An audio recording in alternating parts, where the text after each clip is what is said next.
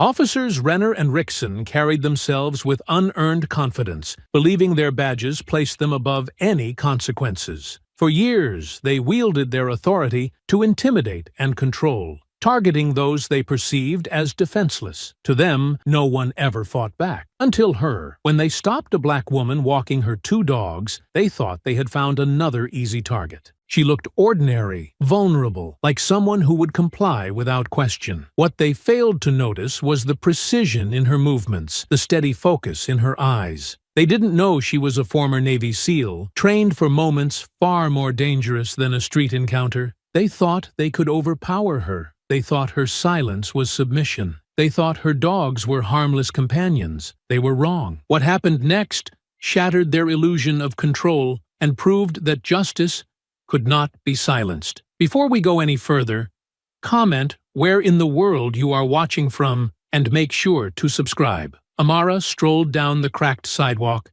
as dawn painted the sky in shades of gray and orange. Chaos and Mercy, her 2 German shepherds, padded silently at her side. The air was still crisp, untouched by the day's heat, and the neighborhood lay quiet, the only sounds being the distant hum of a lawnmower and the occasional chirp of a bird. A few scattered leaves rustled along the pavement as a gentle breeze passed through. This was her favorite time of day. Before the rush of commuters and the noise of the world fully intruded, there was a peaceful solitude that let her breathe. After years in the military, she had learned to savor these small moments.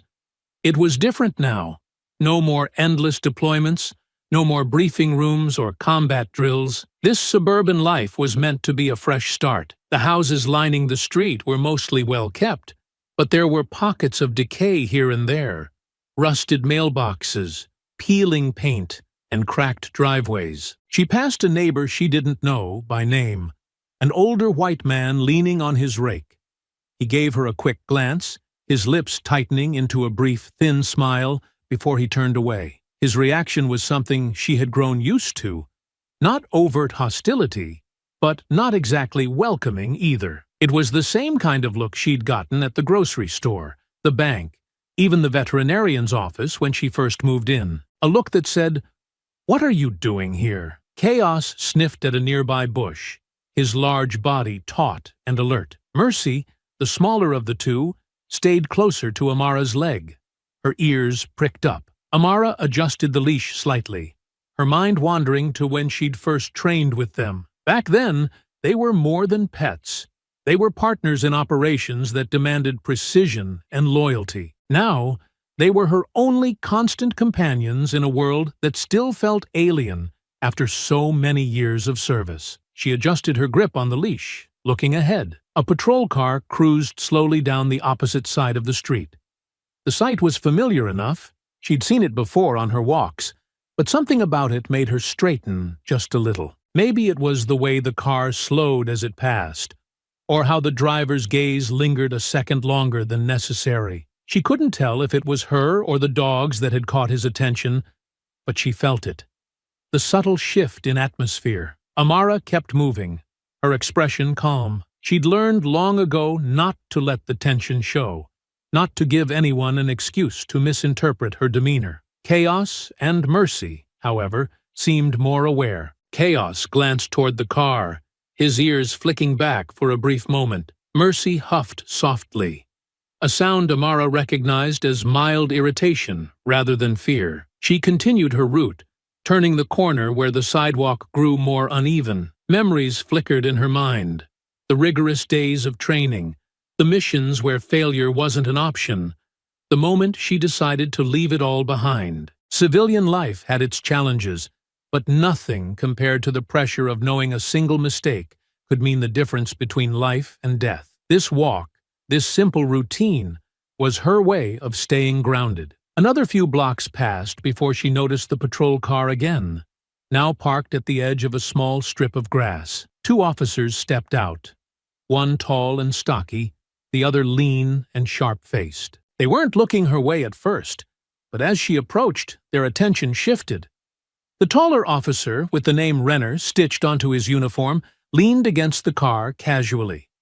His expression was neutral, but there was something in his eyes, something assessing. "Morning," Renner called out, his tone light, almost pleasant. "Morning," Amara replied, keeping her steps steady and measured. "Nice dogs," he said, gesturing toward Chaos and Mercy. "What breeds are they?" She felt the first note of unease then, but kept her voice steady. "German shepherds. Good guard dogs, I bet." Renner smiled faintly, but it didn't quite reach his eyes.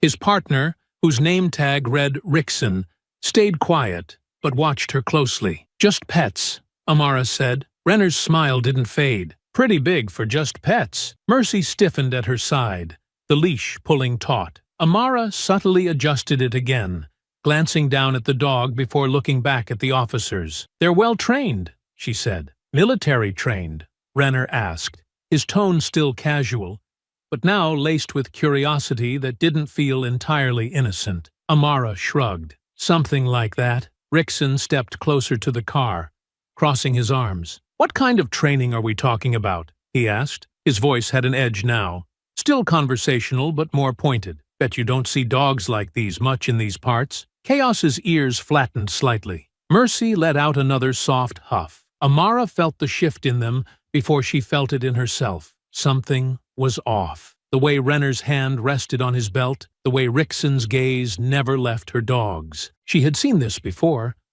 Not from police, but from people in the field who thought they had the upper hand. It wasn't about questions or curiosity. It was about control. "We're just out for a walk," Amara said, her tone firm. "Have a good day." She started to move past them, but Renner straightened up, stepping away from the car. His hand hovered near his holster, the friendly pretense slipping just enough for her to see the intent behind his movements. The quiet street suddenly felt too quiet. Amara tightened her grip on the leashes, her heart steady, her mind already running through scenarios as she prepared for whatever came next. Rickson squatted down, hands resting lightly on his knees, his face fixed in what might have passed for a friendly grin, if not for the tension behind it. He whistled sharply, a short, shrill sound meant to get Chaos's attention. "Nice dog," he said, his voice low and coaxing. "Come here, boy. Come here." He extended a hand, palm up, as though offering a treat. Chaos didn't move. His ears twitched, his body stiffened, and his deep, steady gaze locked onto Rickson like a target in his sights. The dog's posture said everything Amara didn't need to voice. Rickson chuckled nervously. "Not very friendly, huh? What's wrong, boy? You scared?" He inched closer, his boots crunching on the sidewalk. "Don't!" Amara warned. She kept her voice calm, even. She didn't yank the leash, didn't shout, but her eyes held on Rickson's face, and there was no mistaking her meaning. Rickson's grin tightened. "What's the big deal? I'm just saying hello." He reached into his pocket and pulled out a piece of jerky he'd been chewing on. "Maybe this'll help. Come on, boy. Come get a little snack." He waved the jerky closer, leaning toward Chaos. Chaos growled, his lips pulling back just enough to show the edges of his teeth. It wasn't a loud snarl, just a low, steady rumble that made the hair on Amara's arms stand up. The big dog's muscles coiled, and his head lowered, his intense focus now fixed solely on Rickson's outstretched hand. "Don't do that," Amara said firmly. Her voice cut through the tension, but Rickson didn't pull back. "What?" he said, his tone both defiant and defensive. "It's just a treat. He's not gonna bite me, is he?" Renner, who had been leaning against the car, straightened and took a step toward them. "Your dog a problem, ma'am?" he asked, his tone casual but edged. His hand drifted toward his belt. "Sounds like he's ready to attack." "He's fine," Amara replied. Her voice was firm, clipped. "Just leave him alone." Mercy, standing closer to her side, let out a sharp bark and shifted her weight forward, matching Chaos's alert stance. Amara felt the leashes tighten against her hands as both dogs adjusted, muscles coiled. She didn't have to look at them to know what they were thinking. They were reading her cues, watching the officer's movements, preparing for whatever might come next. "Better get him under control," Renner said, his smile thinning. "Wouldn't want anyone to get hurt." His hand now rested fully on the butt of his holster. Rickson stood up slowly, stuffing the jerky back into his pocket. "Just saying." If your dog's that aggressive, it's a problem. They're not aggressive, Amara said, her tone still steady. You're provoking them. Provoking? Rickson laughed. It was a brittle, humorless sound. I'm just being friendly. You know, folks like you move into neighborhoods like this and think you can just walk around, make your own rules. Chaos barked sharply, cutting him off. Rickson flinched, stepping back, and his hand went to his own weapon. Amara's pulse quickened, but she kept her voice calm. Back off, she said, her words measured and clear. Just back off. You're scaring them. Rickson ignored her. His hand hovered near his sidearm, and his eyes darted from Chaos to Mercy, then back to her. You need to get these mutts in check. Last thing we need is some attack dogs running loose. They're not running loose, Amara interrupted. She stepped forward slightly, putting herself between the dogs and the officers. They're under control. You need to stand down. Renner shook his head, a slight, mocking smirk on his face. If they're so well trained, why are they growling at us? That's not very under control. They're responding to you, Amara said, her patience thinning. And if you'd just stop. A sharp growl from Chaos cut her off. Rickson jumped back slightly, his hand now fully on his gun. That's it, he snapped, his voice rising. Control your dogs, or I will. Amara raised a hand, trying to defuse the situation. Wait. Just wait. They're not going to, but Rickson was already moving. He reached for his weapon, and Chaos surged forward, straining against the leash. A single gunshot cracked through the air, the sound echoing off the nearby houses. Chaos jerked back, yelping, and Amara felt her grip tighten involuntarily. The bullet had missed, but not by much. Enough! Amara shouted, her voice ringing with authority. She stepped forward again, her own body tense, her hands firm on the leashes. Stop! Right now! Rickson raised his gun again, his hand trembling slightly as Chaos continued to growl, low and steady. Renner's hand was already on his taser, his eyes locked on Amara, but he hadn't fired yet. The tension was a coiled spring, ready to snap. Last warning! Rickson shouted, his voice cracking. Get these damn mutts down, or I'll put them both in the ground. Amara didn't flinch. Lower your weapon, she said firmly. You don't have to do this. Who the hell do you think you are? Rickson snapped. You come out here, parading your little jungle dogs, thinking you can walk around like you own the place? You don't belong here. Her jaw tightened, but she kept her tone steady. I said, lower your weapon. Renner's voice cut through the air, sharp and condescending. You really think you can just bark orders at us? You're outnumbered, sweetheart, and no one's going to back you up. The dogs shifted, their muscles tensing, waiting for her signal. Amara didn't give it. Yet, she took a slow step forward, keeping her hands out, palms visible. You need to step down, she said, her voice cold now. You're out of your league. Oh, we're out of our league. Rickson laughed, but there was no humor in it. Look at you. What? You some kind of wannabe soldier? You think you're tough 'cause you got some scary dogs? Don't do this, Amara said again, her tone cutting through his words like a blade. I'm giving you a chance to walk away. Renner smirked, the taser in his hand clicking faintly as he flipped it on. She thinks she's giving us a chance, he muttered. What a joke. Go ahead, Rickson sneered. Make a move. I dare you. That was all she needed. In one fluid motion, Amara moved forward. Her hand shot out, grabbing Rickson's wrist and twisting it hard, forcing the gun downward. He yelped, his finger pulling the trigger involuntarily, but the shot went into the ground. Before he could recover, Amara slammed her elbow into his temple, dropping him like a sack of bricks. The gun clattered to the sidewalk as Rickson crumpled, clutching his head. Renner reacted instantly, raising the taser. That's it, he shouted. I warned you! Before he could fire, Chaos surged forward, his jaws closing around the taser.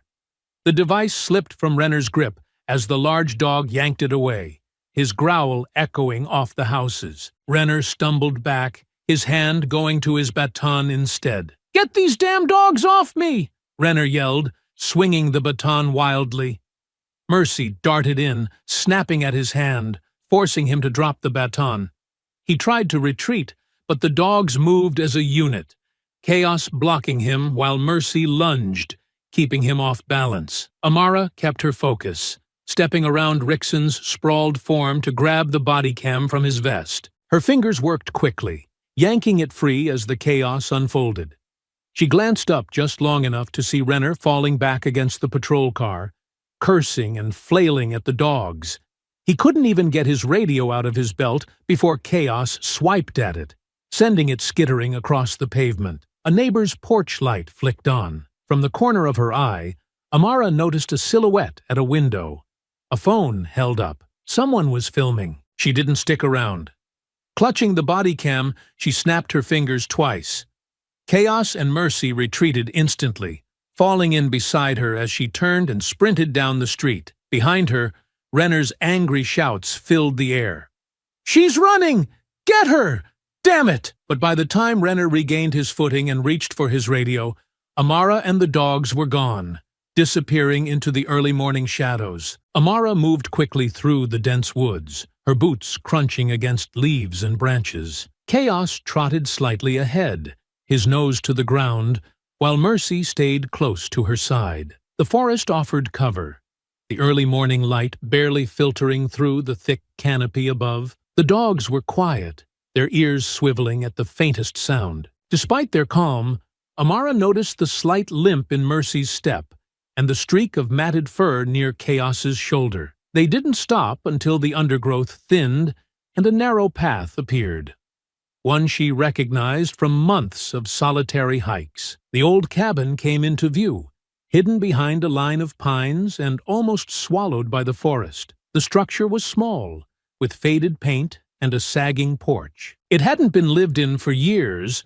but the walls were still intact, and it was far enough from any main road to buy her time. Amara pushed the door open, stepping into the musty air inside. She scanned the small space, a single room with a dusty table, an old chair tipped over in the corner, and a cot that might hold together for one night. Chaos and Mercy followed her in, their breaths steady, but their movements slower now. She lowered herself to the floor, pulling her backpack around and rummaging for her first aid kit. As she worked on cleaning Mercy's paw and checking Chaos's shoulder, her mind raced. The adrenaline was starting to wear off, and the reality of the situation hit harder with every passing moment. She had taken down 2 officers, one with her bare hands, the other disarmed by her dogs, and fled. She knew how it looked, knew how it would be spun. She had seen that neighbor's phone. Someone had filmed it, and by now she was sure the footage was being shared, altered, manipulated. The small portable radio in her bag crackled to life as she adjusted the frequency. She twisted the dial, catching snippets of chatter, code numbers, rapid voices, and then a phrase that caught her attention. "Suspect is considered armed and dangerous. Approach with extreme caution." She kept listening, piecing together what she could. They were already labeling her as a rogue operative, a dangerous veteran who had snapped under pressure. The details didn't matter to them. The narrative was set. She could hear it in their clipped tones. Amara Briggs, the Black X-SEAL with her vicious attack dogs, had gone on a rampage. Footage from patrol car body cams is unavailable at this time, one voice said, the lie thinly veiled. Incident report states that the suspect initiated the attack. Amara snapped off the radio and leaned back against the wall, her jaw tight. They weren't just covering it up. They were twisting it into something worse. She could feel the weight of her old training pressing down on her. The rules she'd learned, the procedures she'd followed, the chain of command that was supposed to ensure order, it all meant nothing now. She was the enemy in their story. Mercy nuzzled her hand, snapping her out of her thoughts. She gave the dog a quick scratch behind the ears before reaching into her bag again. This time, she pulled out a cheap burner phone. She stared at it for a moment, knowing the call she had to make wouldn't be easy. The number she dialed was one she hadn't called in years. It rang twice before a familiar, weary voice answered. "Hello? It's me," Amara said, keeping her voice low. "Gina, I need your help." Her sister's sharp intake of breath was audible. "Amara? What the hell's going on? Your name's all over the news." "Listen," Amara cut in, her tone firm. "I don't have time to explain everything. I need you to find security cam footage from the houses near where it happened. The police are covering it up, and I need proof." "Proof? Proof of what?" "They're saying you attacked 2 officers. Just do it," Amara said. "I'll explain later. I need those files. Please, Gina." There was a long pause on the other end of the line. Amara could almost hear the wheels turning in her sister's mind. Finally, Gina said, "I'll see what I can do." "But this is risky, Amara. If they're covering it up—" "I know," Amara said, cutting her off. "I know what I'm asking, but you're the only one who can do this." Another pause, then a reluctant, "Okay, I'll call you back when I have something." The line went dead. Amara lowered the phone and leaned her head back against the wall. The cabin was quiet again, save for the sound of the dogs settling down beside her. Chaos let out a heavy sigh and closed his eyes, while Mercy rested her head on Amara's knee. They would only stay here long enough to catch their breath. She knew the trail wouldn't stay cold for long. Detective Lee Darnell sat in her unmarked car. The printed copy of the incident report spread across her lap. Her eyes darted back and forth between the lines of text and the small digital screen of her body cam viewer. The discrepancies were glaring. According to the official report, the body cam footage was unavailable due to technical failure, but the metadata told a different story. The cameras had been recording at the time, and the files weren't corrupted.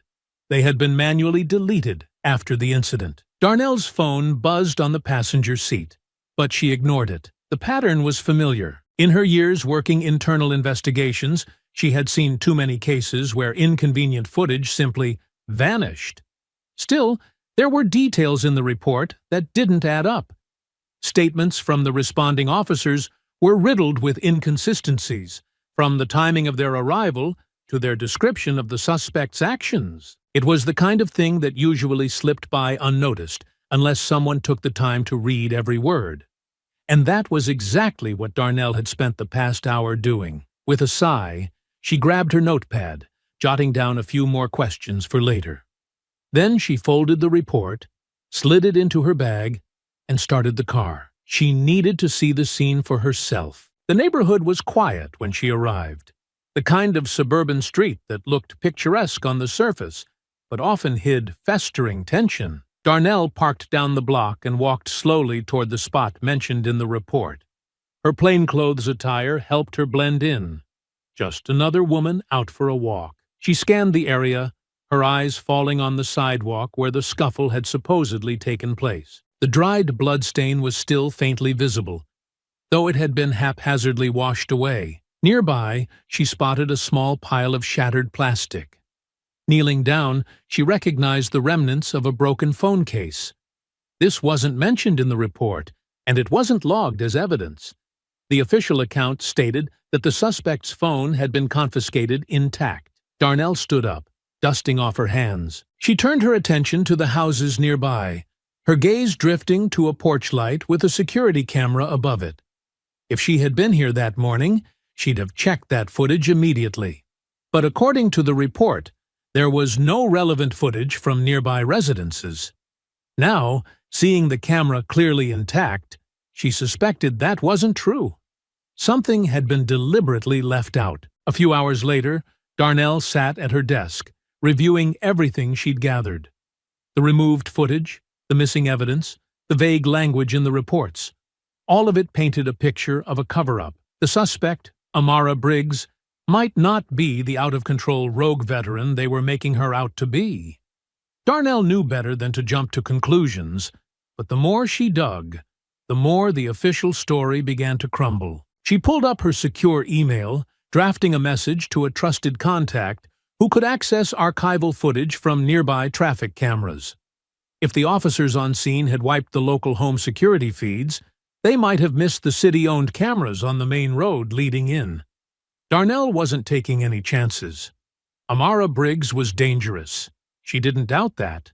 But dangerous didn't always mean guilty. And if Briggs had a reason for her actions, Darnell needed to know what it was before the situation spiraled further. Amara, meanwhile, had made her way to an old friend's workshop, an old storage facility converted into a private armory.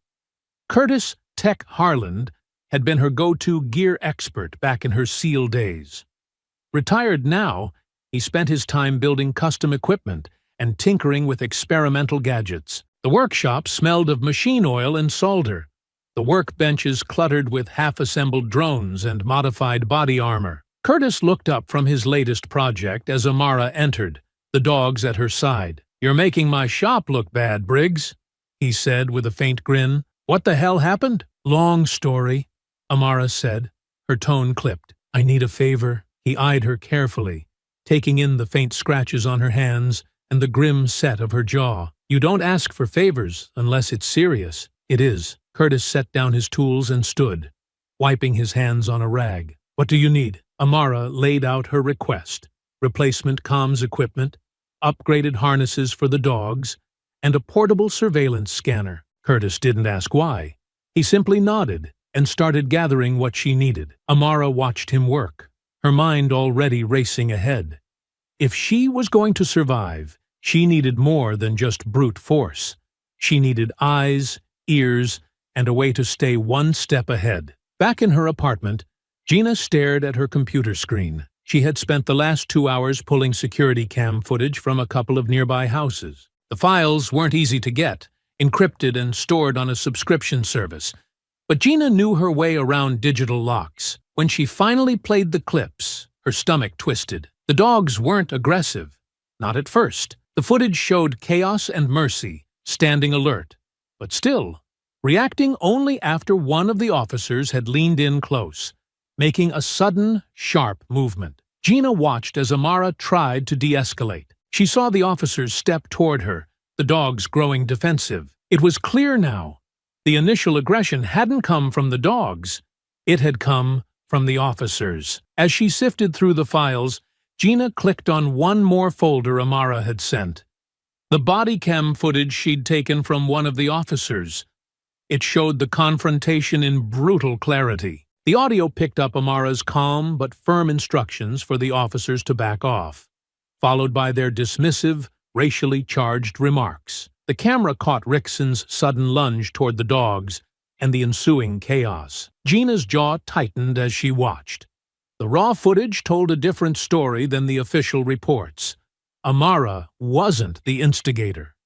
She saved the files to an external drive, her mind racing. Amara had given her what she needed, proof that something was being covered up. But now Gina realized just how deep this mess went, and just how much danger they both were in. Amara sat in the corner of the small cabin, her back against the wall, and her legs stretched out in front of her. Chaos and Mercy lay close by, their steady breathing the only sound in the otherwise silent room. She'd managed to get them cleaned up and bandaged. Chaos's shoulder was a little stiff, and Mercy had a slight limp. But they were resilient. They always had been. The warmth of the dog's presence was grounding, but her mind remained a storm of thoughts. The fight with Rickson and Renner replayed over and over in her head. She should have seen it coming. She should have known that their stares, their tone, their stance were more than casual intimidation. Her training should have kicked in sooner. Instead, she'd let it escalate, and now she was running from everything she'd tried so hard to leave behind. Guilt pressed down on her, heavy and sharp. Guilt for the chaos her actions had caused, for the trouble she'd brought to Gina by involving her, for the chance that someone innocent might get caught up in the fallout. But that guilt was accompanied by anger. Anger at Renner and Rickson for starting it, at the system that protected them, at the twisted narrative they'd spun. And beneath all that, her survival instincts churned, reminding her that guilt and anger didn't matter if she didn't live through this. If she was caught, if she was silenced, no one would ever know the truth. Chaos stirred and let out a low, contented sigh, his big head resting on his front paws. Mercy shifted closer to Amara's side, nudging her knee gently. The simple presence of the dogs, their quiet loyalty and readiness, pulled her back to the present. She reached out, scratching behind Mercy's ears, and let herself focus on the steady rhythm of their breathing. They didn't judge her. They didn't question her choices. They were here, ready to move, to fight, to protect. Her burner phone buzzed on the floor next to her, pulling her from her thoughts. She picked it up and checked the encrypted message that had just come through. The sender wasn't one she recognized, but the signature at the end was unmistakable. Lee Darnell. The message was brief, carefully worded, but the intent was clear. Darnell was offering help, and she was being cautious. She'd gone through a contact, encrypting her message to ensure no one else could track it. The words carried a quiet urgency. "I can help you," it said.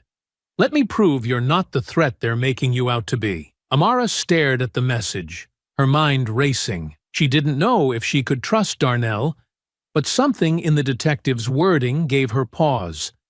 There was no condescension, no assumption of guilt. Darnell wanted the truth, not a quick resolution. If Amara had any chance of clearing her name, it might lie in this tentative ally. At that same moment, miles away, Renner leaned back in his office chair, his eyes fixed on the monitor in front of him. His jaw tightened as the footage from Gina's external drive played. It wasn't supposed to exist.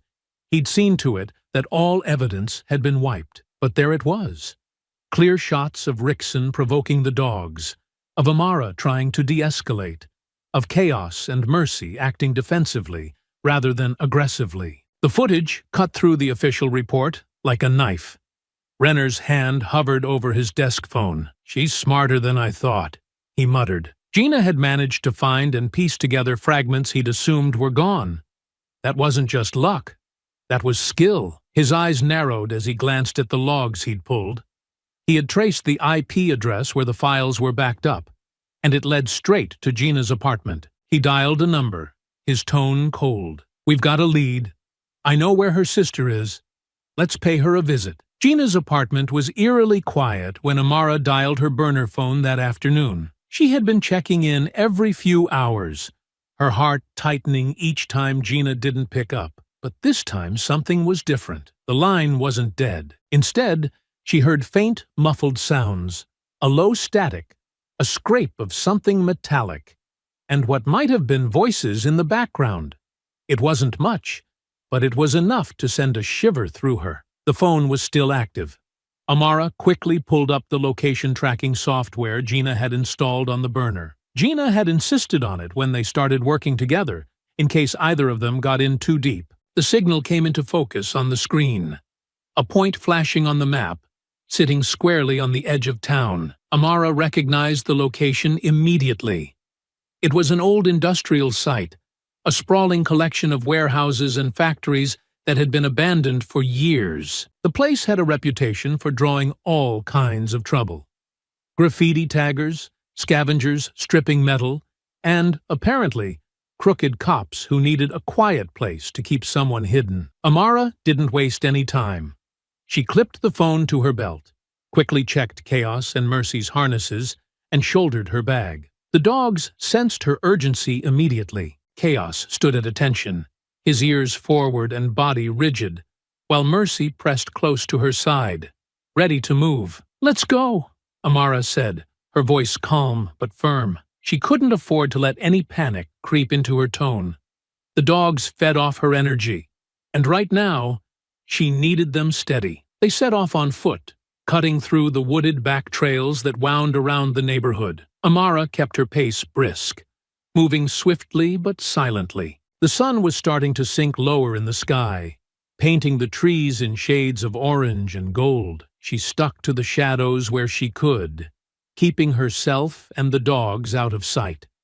The fewer people who saw her, the better. The closer she got to the industrial site, the more focused her mind became. Memories of the place surfaced, long ago training exercises that tested her endurance, stealth, and ability to adapt. Back then, she and her team had used the crumbling warehouses to simulate urban warfare scenarios. She knew the layout well, the narrow alleyways between buildings, the rusted chain-link fence surrounding the perimeter, the stacks of pallets that could double as cover. She also knew the weak points. There was a section of fence near the western side that was barely standing, bent at an awkward angle. If she was careful, she could slip through without alerting anyone. As she neared the site, the faint sound of engines idling reached her ears. She slowed her pace and signaled the dogs to stay low. The thick underbrush around the property made it easy to remain hidden as she approached. From her position, she could see a cluster of vehicles parked near one of the main loading docks. 2 unmarked sedans and a patrol car. Amara's eyes narrowed. She'd been expecting something covert, but seeing the patrol car confirmed that these weren't just goons. They were officers. Renner's people. Her fingers tightened around Chaos's leash. She scanned the area, taking in the details. There were no uniforms visible, no one standing guard outside, but she knew better than to assume the place was empty. They'd be inside, waiting. Her mind ran through the possible scenarios. They'd likely have Gina tied up somewhere in the main building, probably in one of the old offices, where they could keep her isolated. The goal wasn't just to rescue her, it was to get in and out before anyone realized what had happened. Amara pulled back into the cover of the trees, crouching low. Chaos and Mercy stayed perfectly still, their breathing slow and quiet. She tapped her portable comms unit, double-checking that everything was in working order. Curtis's gear hadn't let her down yet, and she couldn't afford any malfunctions now. The first step was getting through the fence. Amara crept along the edge of the property until she reached the western side. The fence here was as bad as she remembered, the metal warped and sagging in places. She slipped the bolt cutters from her bag and snipped through the few remaining strands of chain link holding it upright. The metal parted with a soft creak, and she pushed it aside just enough to slide through. The dogs followed, low to the ground and silent as shadows. Inside the fence, the ground was uneven, covered in patches of weeds and scattered debris. Amara moved carefully, her footsteps deliberate. The air was heavy with the smell of rust and oil, and every now and then a faint clang echoed from deeper inside the warehouse complex. It was a sound she recognized, boots on metal walkways. Someone was patrolling inside. Amara found cover behind a stack of wooden pallets, taking a moment to steady herself. The plan was simple. Find Gina, neutralize any threats, and get out. But plans rarely stayed simple. She knew things could go wrong. Renner's people might have reinforcements nearby, or Gina might be injured, making a quick escape impossible. Amara shook off the doubt. She couldn't afford to think about failure. She pulled up the burner phone's signal tracker again. The ping was stronger now, the signal steady. Gina's phone hadn't moved in the past hour. That was a good sign. It meant she was still in the same location. Amara tapped the screen, noting the exact building where the signal was coming from. It was one of the smaller warehouses set back from the main loading dock. Fewer entry points, easier to secure, but also harder to sneak into. Chaos let out a soft, low growl, and Amara froze.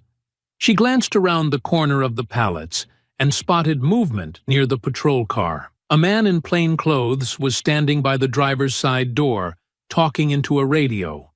He didn't appear armed, but that didn't mean he wasn't carrying. Amara watched him for a moment, her body still as she weighed her options. The longer she stayed out here, the more likely someone was to notice her. She needed to move. With a quiet hand signal, she directed Chaos and Mercy to follow. They stayed close, their movements fluid and precise. Amara worked her way around the side of the building, keeping to the shadows. She could hear the faint hum of a generator somewhere inside, the sound blending with the occasional metallic creak. Every step brought her closer to Gina. Amara pressed herself against the cold, rusted metal wall, her pulse steady and her breathing controlled. Chaos and Mercy crouched at her side, their eyes locked on her as she scanned the dimly lit warehouse. Inside, the faint buzz of a generator mixed with the distant murmur of voices. She caught snippets of conversation, men joking about their next payday, someone grumbling about having to stand watch again. She touched Chaos's head lightly, signaling him to stay put, and crept toward the nearest stack of crates. The crates were old and splintered, piled haphazardly in the center of the room. Beyond them, she could see 3 men clustered near a makeshift table. They were dressed in civilian clothes, but the holsters on their hips and the assault rifles leaning against the table told her everything she needed to know. Renner's hired muscle. Her first objective was to eliminate these sentries quietly.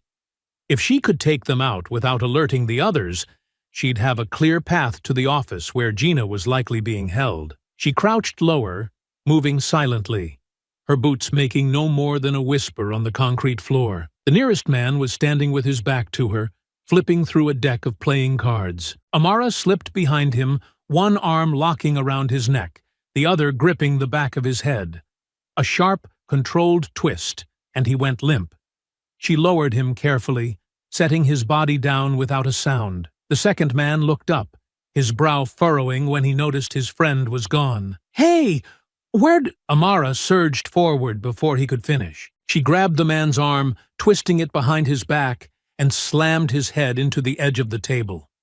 He crumpled with a muffled grunt. The third man reached for his rifle, but Chaos moved like a shadow. A low growl was the only warning before the dog lunged, his powerful jaws clamping onto the man's arm. The mercenary yelped, the rifle clattering to the floor. Amara stepped in, her elbow connecting with the side of his head. He went down, and Chaos released his grip, returning to her side immediately. "Good," she whispered, giving Chaos a quick pat. She scanned the room again. No movement. The 3 sentries were down, and she still had the element of surprise. Amara signaled to Mercy, who slipped ahead into the next section of the warehouse. The dog moved with precision, her ears alert, her nose low to the ground. Mercy stopped at the edge of a stack of barrels, her body tense.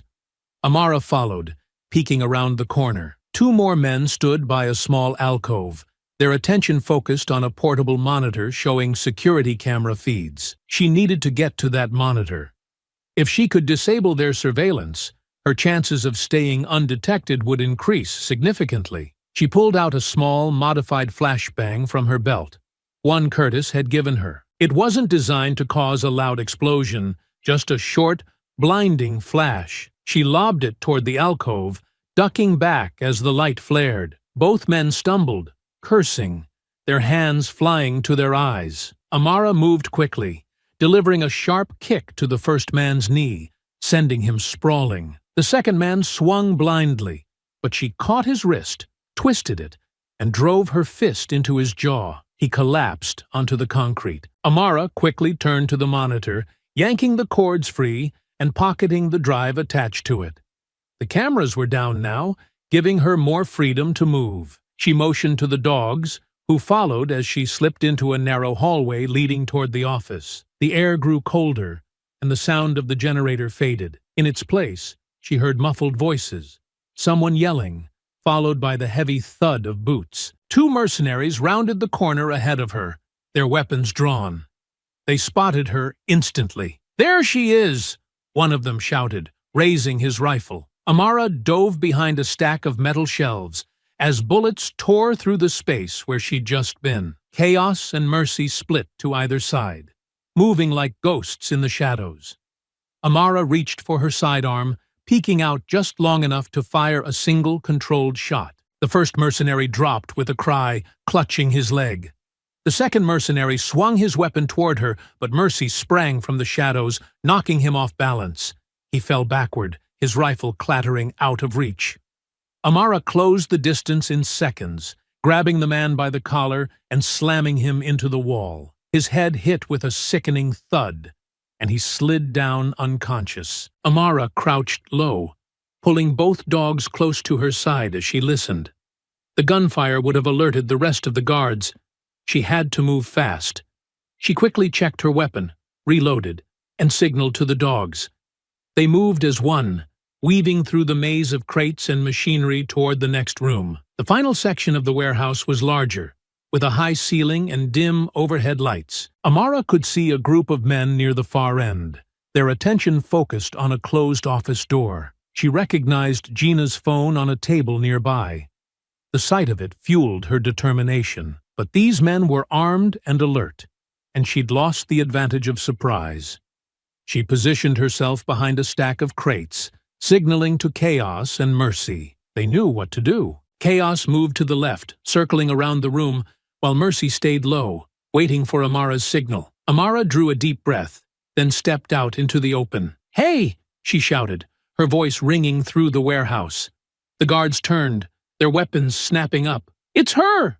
one of them yelled, opening fire. Amara ducked back, the bullets slamming into the crates and sending splinters flying. She returned fire, aiming carefully, taking down one of the guards before ducking behind cover again. Chaos struck from the side, a blur of movement that took down another man before he even knew what hit him. Mercy followed, her teeth sinking into a guard's arm, disarming him as Amara moved in. The fight was chaotic, a blur of gunfire, snarling dogs, and sharp, calculated strikes. Amara moved with precision, each step deliberate, each shot controlled. Chaos and Mercy were her extensions, responding to her hand signals, cutting through the guards like a well-rehearsed team. When the last guard fell, the room went quiet. Amara stood still for a moment, catching her breath. Chaos and Mercy returned to her side, their tongues lolling, their eyes alert. She moved quickly to the office door, pressing her ear against it. She could hear Gina's muffled voice shouting at someone. Without hesitation, Amara stepped back and delivered a sharp kick to the door. The lock gave way, and the door flew open. Amara stormed through the office door, her weapon ready. The room was small, barely more than a storage space, with a metal chair bolted to the floor and a single flickering light above. Gina was tied to the chair, her head down, wrists bound tightly to the armrests. A man stood over her, knife in hand, his knuckles white from the grip. His head snapped up when Amara entered, and without hesitation, he lunged toward her. She stepped back just in time to avoid the knife's arc, letting it slice the air a breath away from her face. Before he could recover, she struck, grabbing his wrist with one hand, twisting it until the blade clattered to the floor. The man swung his free fist at her face, but she ducked low and drove her knee into his side. He grunted, stumbled, and reached for his waistband. Amara wasn't about to let him pull a second weapon. She surged forward, slamming her shoulder into his chest and sending him crashing into the desk. The force knocked over a stack of papers and a cheap radio, but the man was still moving. He grabbed her arm, pulling her off balance, and the two of them slammed into the wall. The impact made Amara see stars for a split second, but her training took over. She drove her elbow into his ribs, heard the satisfying crack of bone, and followed up with a sharp jab to his throat. He gasped, clutching his neck, but he still didn't drop. He grabbed for her again, fingers clawing at her jacket. She brought her boot down hard on his knee, and he collapsed to one side, groaning. Amara reached for the knife on the floor, but the man lashed out, kicking it away before she could grab it. He was scrambling back to his feet, his face twisted with rage, his hand reaching toward the chair's armrest where another blade was taped. Chaos moved first. The big German shepherd leaped at the man, jaws snapping onto his forearm before he could pull the second knife free. The man screamed, flailing, trying to dislodge the dog, but Chaos held firm. His growl was low, primal, a sound that shook the walls. The man swung wildly at the dog's head with his other hand, but Mercy came in from the side, teeth sinking into his calf. He buckled under their combined assault, falling to the floor, and still they didn't let go. Amara crouched beside Gina, using her blade to cut through the bindings. "You okay?"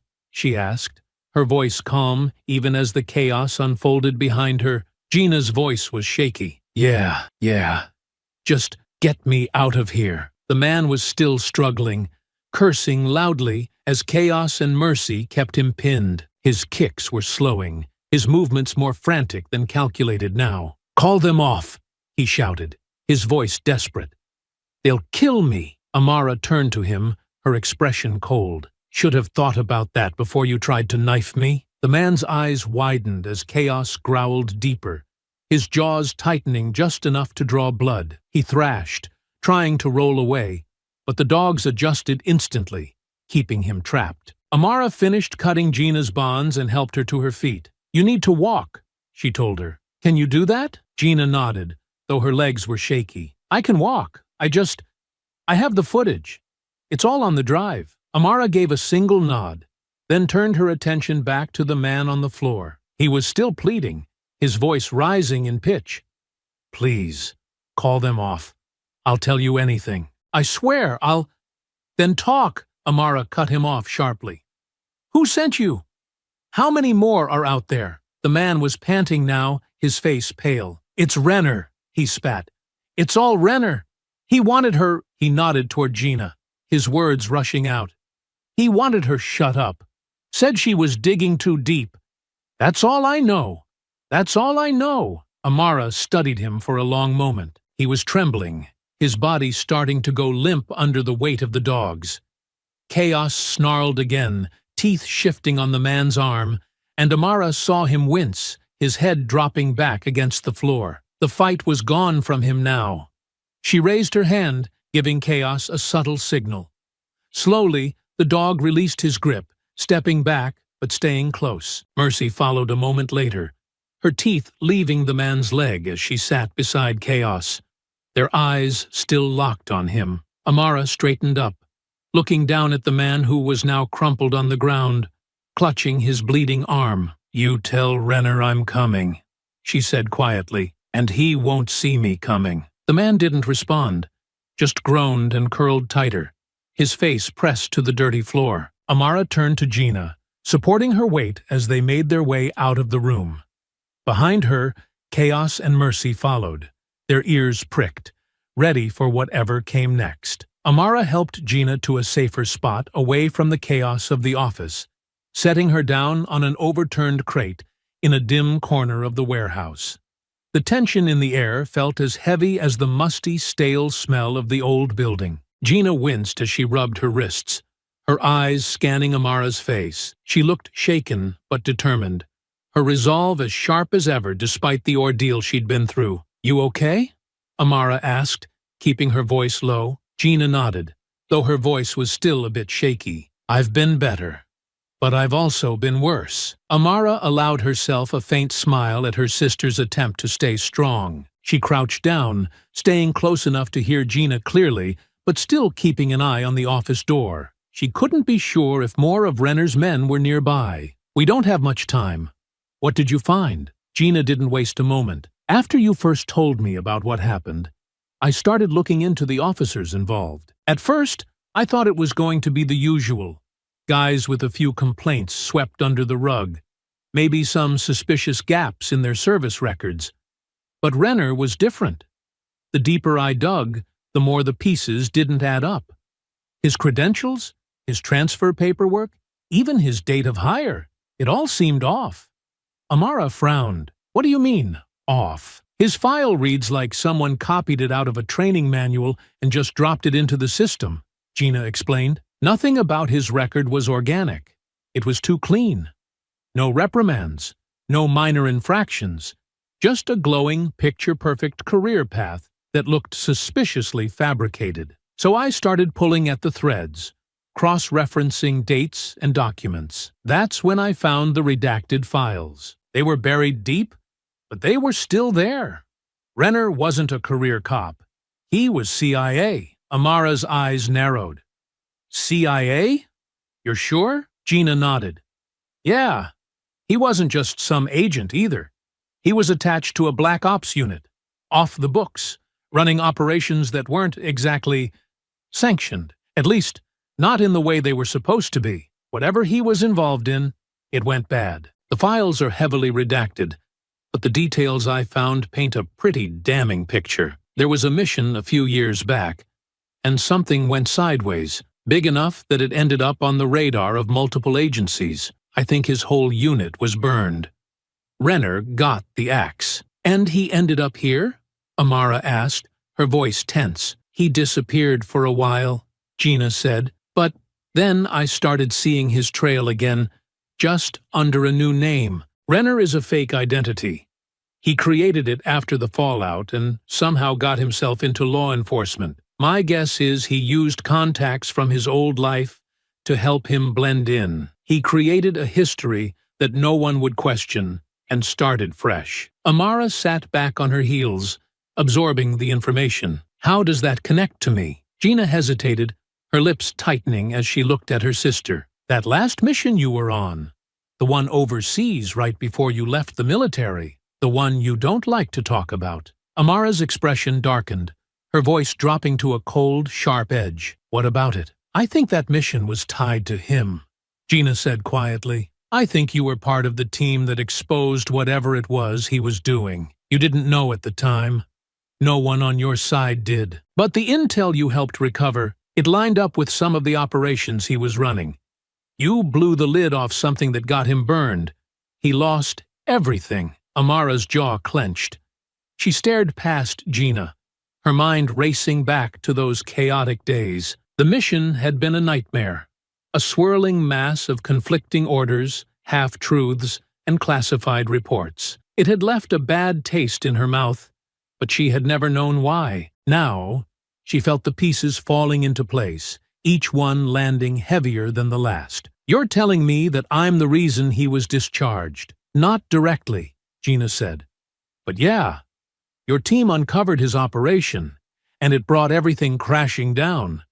He was court-martialed, and after that, he disappeared. He must have blamed you, and now he's using this so-called protocol as an excuse to take revenge. Amara's hands tightened into fists. So this was never about a traffic stop? Never about protecting the neighborhood? No, Gina said. This is personal. It's payback. The words hung in the air, heavy and cold. Amara pushed herself to her feet and began pacing, her mind running through the implications. She had been caught in someone else's vendetta, dragged into a fight she hadn't even known existed. Renner had been planning this for years, waiting for the right moment to strike. And now, he wasn't just going after her. He was going after everyone around her. What else did you find? Amara asked, her tone clipped. I got everything I could, Gina said. I downloaded backup copies of all the footage, all the documents, even some of the original mission files. It's not everything, but it's enough to prove what he's done, enough to show who he really is. Amara stopped pacing, turning to face her sister. And the footage. Does it show the truth? Gina nodded. It shows the dogs weren't aggressive. It shows the officers were the ones escalating. If we can get it to someone who can use it, we can blow this whole thing open. Amara clenched her jaw, the weight of the drive in her hand feeling heavier than it should. We'll take it to Darnell, she said. She's been reaching out for a reason. If she's the real deal, she'll know what to do. She's our best bet, Gina agreed. But you have to be careful. Renner's got people everywhere. He's not going to let this slide. I'm counting on it, Amara said. She tucked the drive into a secure pocket and looked at Gina. Stay out of sight. If anything happens to me, get this to Darnell. Don't let him bury it. Gina nodded, her expression serious. What about you? I'm not done yet, Amara said simply. She knelt beside Chaos and Mercy, checking their harnesses and patting them gently. The dogs were calm, steady, as if they knew the gravity of the situation. We've still got work to do. Amara sat across from Detective Lee Darnell at the small table inside the dimly lit safe house.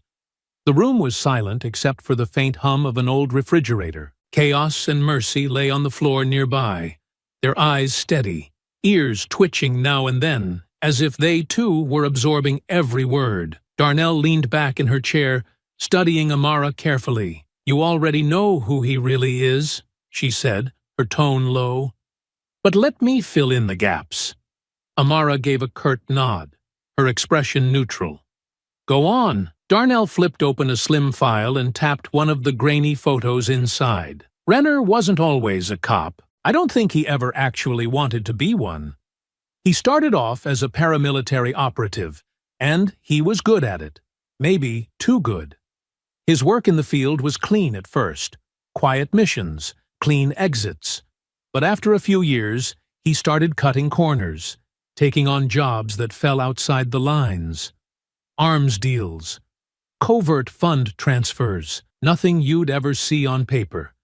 But everyone knew what he was doing. Amara didn't speak.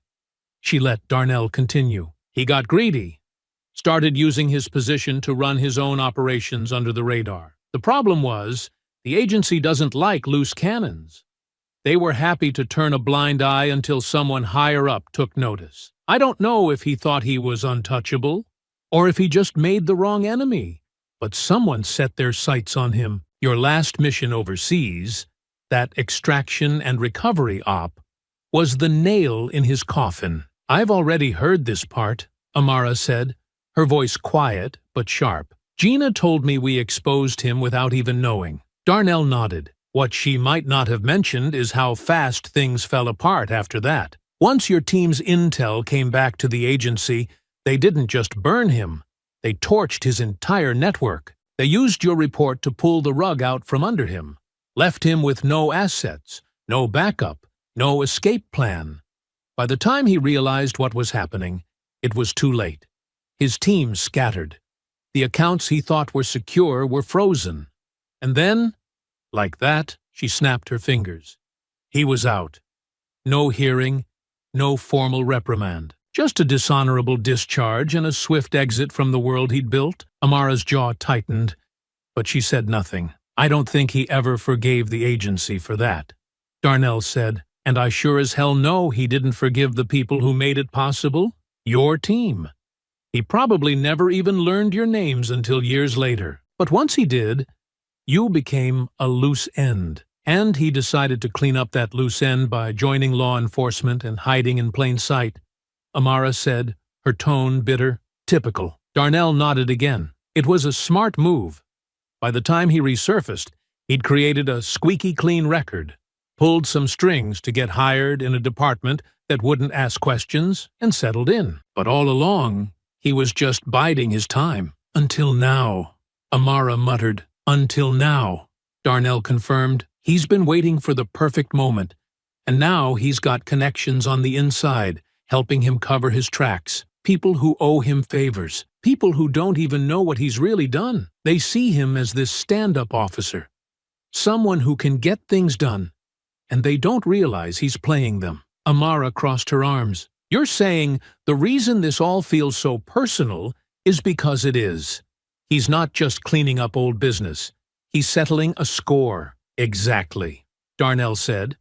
And he's been doing it piece by piece. You're not the only one on his list, but you're the one he's fixated on right now. You're the one he blames most. Amara leaned back in her chair, her gaze steady. So what's next? Darnell slid the file across the table. I've been compiling everything I can find. His financial records, discrepancies in his department transfers, inconsistencies in his reports. Combined with the footage you and Gina pulled, we have enough to make a solid case. Does this get him behind bars? Amara asked bluntly. With the right push, Darnell said. But it's going to take time. Renner's smart. He's covered his tracks well. And even with this evidence, we'll need someone higher up willing to take the risk. But if we keep digging, if we keep applying pressure, we can bring him down. Amara looked at the file, then back at Darnell. You better be right. Because if this falls apart, if he gets away, he won't, Darnell said firmly. Not if we stay on him. Amara's expression didn't soften, but she nodded. Then let's get to work. Amara stood in the safe house kitchen, her hands resting on the edge of the counter as she studied the printed blueprints that Darnell had brought. The detective had managed to get her hands on internal maps of the police headquarters, highlighting access points, surveillance blind spots, and the location of the department's secure server room. The paper spread out in front of her was littered with circles, arrows, and notes in Darnell's tight handwriting, each marking the best route to slip in and out undetected. Gina sat at the small table beside her, laptop open, typing furiously. She was already working on the back end, setting up the tools they'd need to download the files and safely route them to multiple secure storage sites. Her eyes flicked back and forth between the screen and the notes she'd scribbled on a notepad next to her. Chaos and Mercy lay at her feet, but even in their relaxed postures, they were alert, their ears twitching at every faint sound in the room. "This route here," Darnell said, leaning over Amara's shoulder, "is the cleanest. The cameras in that corridor are out of sync. They'll sweep right past you if you time it right. The only thing you need to worry about is the patrol officer who passes through every 20 minutes. If you catch him in the stairwell, he won't even see you coming." Amara nodded, her brow furrowed as she traced the path on the map with her finger. "What about the server room itself?" "Single camera at the door," Darnell replied. "No audio feed, just video. It's tied to a separate system, though, so Gina will have to bypass it remotely. Once you're in, there's a master console. That's where we'll plug in Gina's drive. It should take about 15 minutes to copy everything." Amara straightened, her eyes still on the map. 15 minutes is a long time if something goes wrong, which is why we'll be monitoring every step, Gina said, her voice calm but firm. "Once you're in, I'll take over the feed and start the transfer. You just have to keep it steady until the files are out." "And the dogs?" Amara asked, glancing down at Chaos and Mercy. "They're coming in with me." Darnell hesitated. "Amara, it's going to be tight quarters. You're sure they'll be okay in that environment?" Amara's eyes narrowed slightly. "They're trained for this. They'll know how to move, where to stay, and if we run into trouble, I'd rather have them at my side than anyone else." Darnell held her gaze for a moment, then nodded. "All right, I trust you know what you're doing." The next few days were a blur of preparation.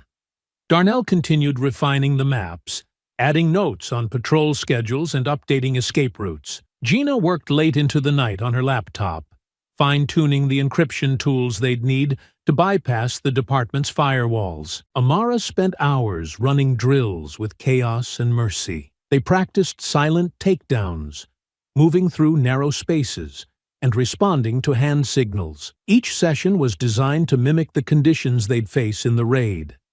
Dim lighting, confined quarters, and the constant need for absolute silence. By the third night, the team was ready. Darnell spread the final map on the table, pointing to the route they'd settled on. "You'll go in through the east maintenance entrance," she said. "It's locked, but not alarmed. Once you're inside, it's a straight shot to the stairs. That'll bring you down to the basement level, where the server room is located. Gina will be monitoring everything from here. If anything changes, if patrols shift, or a camera comes back online, she'll let you know." Amara nodded. "And once I'm in, you'll have a window," Darnell replied. "No more than 15 minutes to plug in, download the files, and get out. After that, the system's backup cycle will kick in, and they'll notice someone's in the server." 15 minutes, Amara repeated. "Got it." Darnell leaned in, her expression serious. "If anything feels off, you pull back. This isn't a one-shot deal. We can regroup and try again if we have to." Amara shook her head. "No, we finish this now. The longer we wait, the more time he has to cover his tracks." Gina looked up from her laptop. "Amara, I've set up a dead man's switch. If something happens, if you can't get out, just hit the button I gave you. It'll trigger an automatic upload of everything we've already gathered. That way, at least the story won't die with us." Amara gave her sister a faint smile. "Thanks, Gina. Let's hope it doesn't come to that." That night, as they loaded the final gear into a plain, unmarked van, Amara crouched beside Chaos and Mercy, giving each of them a quick scratch behind the ears. "You two ready?" she asked softly. Chaos huffed quietly, his tail wagging once. Mercy licked her hand, her eyes bright and steady. They didn't need words. They were ready. Amara stood, slinging her pack over her shoulder. She glanced at Darnell and Gina, who both nodded. The plan was set.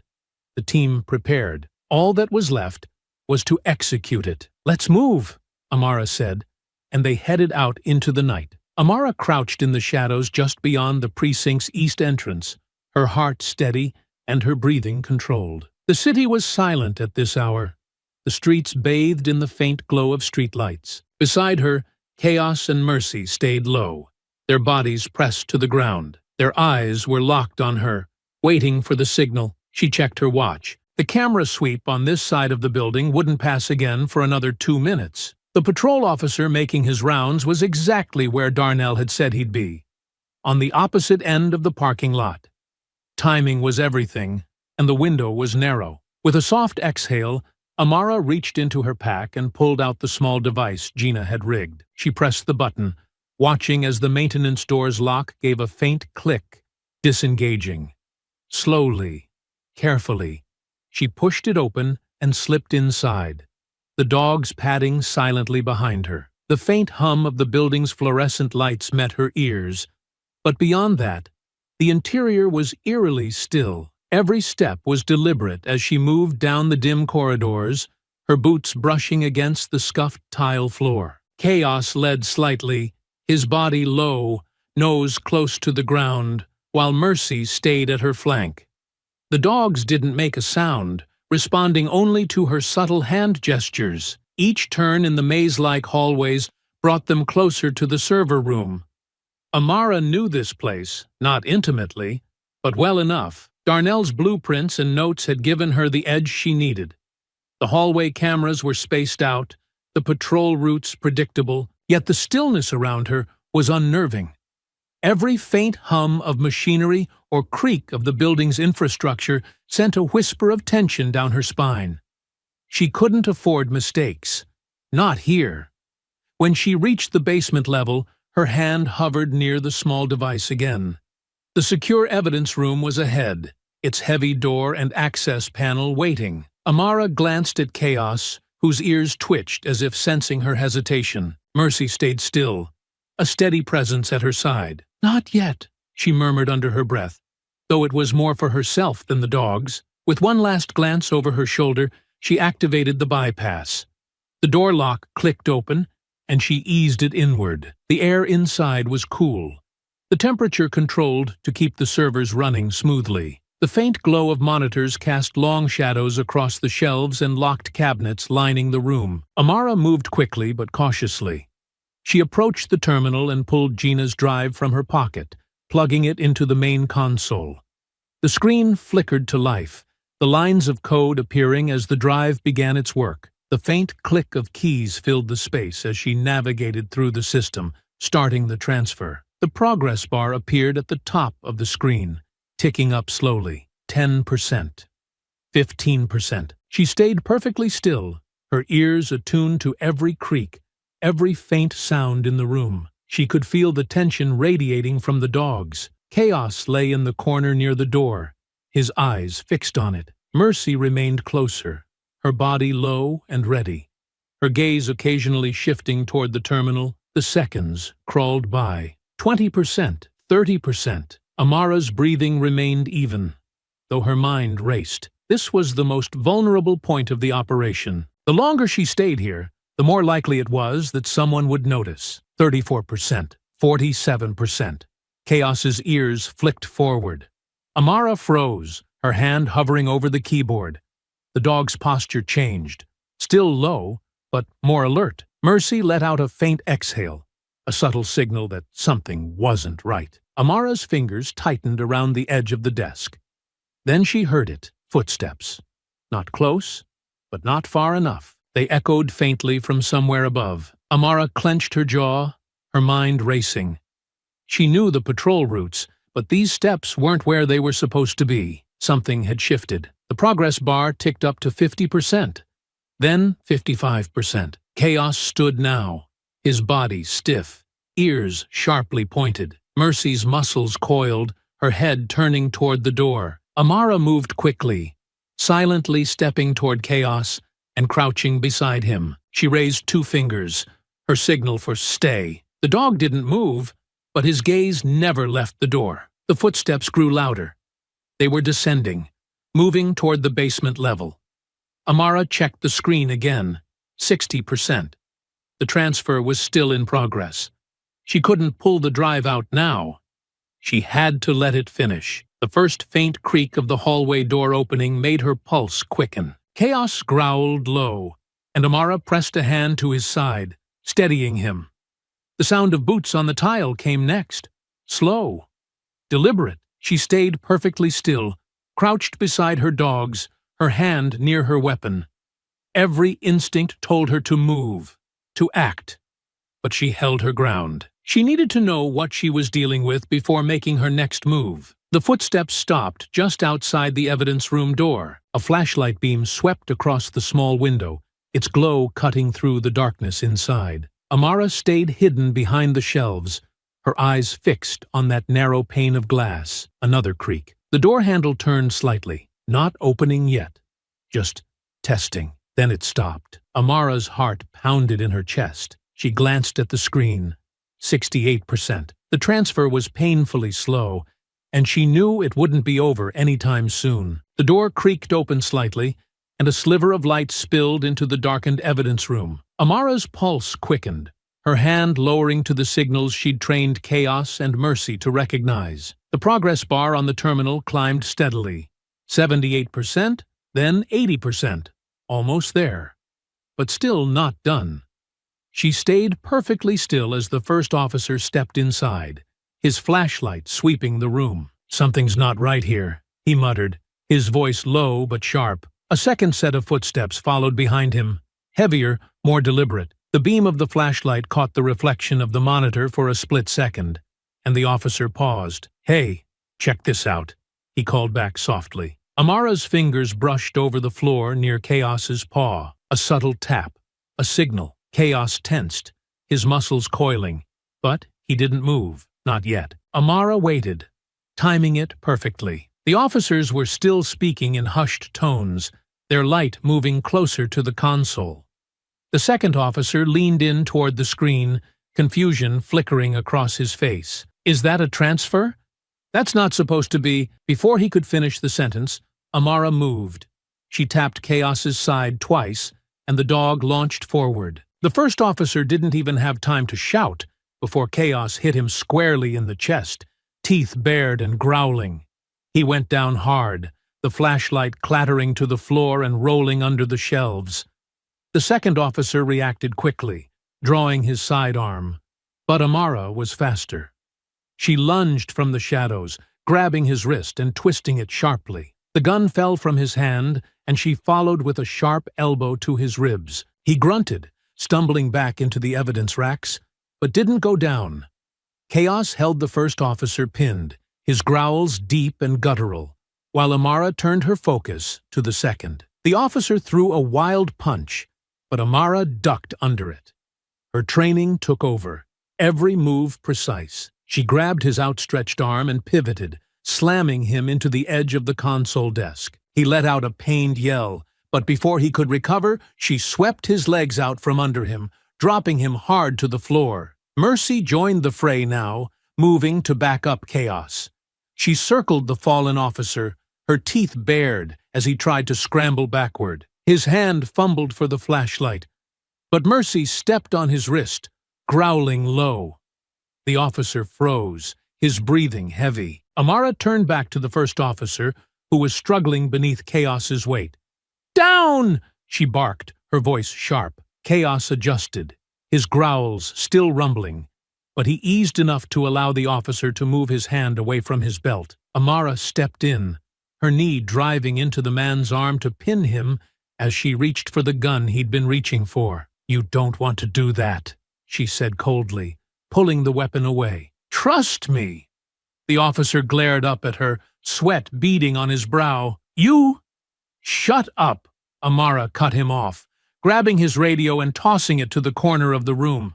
She motioned to Mercy, who growled again, keeping the second officer from trying anything. "You're lucky I'm in a good mood." The fight wasn't elegant, but it was effective. Amara used her training to keep every movement efficient, every strike deliberate. Her focus was absolute, the dogs following her commands without hesitation. As the progress bar climbed higher, 85%, 86%, she knew the worst wasn't over. This was just the start. More footsteps echoed down the hall.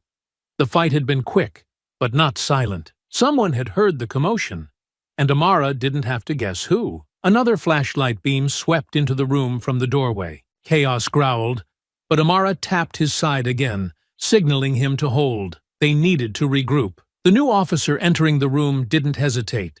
He drew his weapon and shouted, "Freeze! Hands where I can see them!" Amara's pulse raced, but she stayed calm. She slowly raised her hands, keeping her movements measured. Chaos stayed by her side, his growl a low rumble that seemed to fill the room. Mercy moved closer, her posture steady, but her eyes never leaving the officer. "Back away from the console," the officer ordered, his voice steady. Amara met his gaze. "You're making a mistake." "Don't test me," he shot back. "Step away, now." She took a step back, but not far. "You don't know who you're working for. Renner's got you all by the throat and you don't even see it." The officer's expression flickered, just for a moment. Doubt. But it wasn't enough. "On the ground," he ordered, motioning with his weapon. Amara glanced at the terminal. 88%. Still climbing. She couldn't pull the drive now. Not yet. "You think Renner cares about protocol? About what's right? He's using you." "Get on the ground," the officer repeated, his voice rising. Amara didn't move. Chaos's growl grew louder, and Mercy tensed, ready to spring at her command. The officer's finger twitched on the trigger, but he hesitated.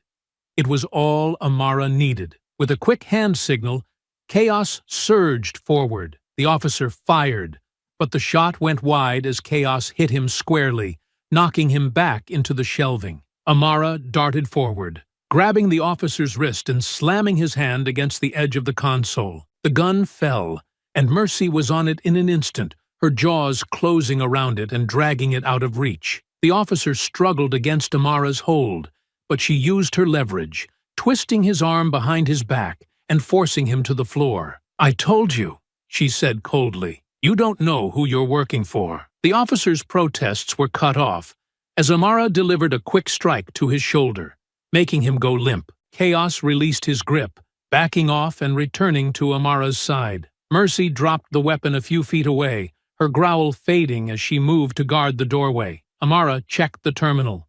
92%. Almost there. But she could hear more voices now, more footsteps. The fight wasn't over. Not yet. Amara barely had time to assess the situation. The officer she'd just taken down was out cold on the floor, but the sound of footsteps was drawing closer. Chaos and Mercy remained poised, their eyes locked on her, awaiting the next signal. The progress bar on the terminal inched higher, 94%, then 95%.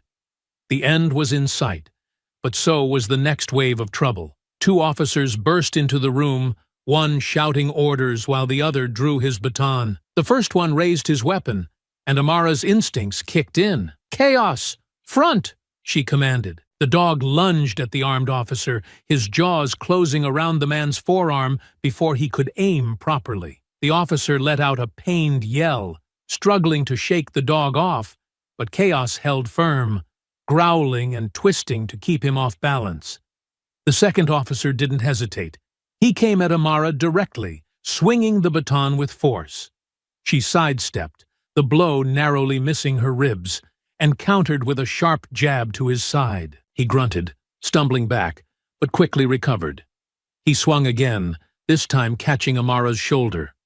Pain shot through her arm, but she didn't let it stop her. She closed the distance, ducked low, and drove her elbow into his gut, following it with a quick, upward strike to his chin. The man staggered, blood trickling from his mouth, but he didn't go down. "Mercy! Assist!" Amara barked, her voice sharp. Mercy darted in, her lean frame weaving between the racks as she closed in on the second officer. She leapt at his arm, knocking the baton from his grip. The man tried to grab her, but Amara stepped in, landing a precise kick to the side of his knee. He dropped, crying out as he hit the floor. Mercy backed off, growling, keeping him pinned without making contact. Amara turned back to the first officer just as Chaos released his arm. The man swung wildly, his movements sluggish from pain, but Amara intercepted his attack.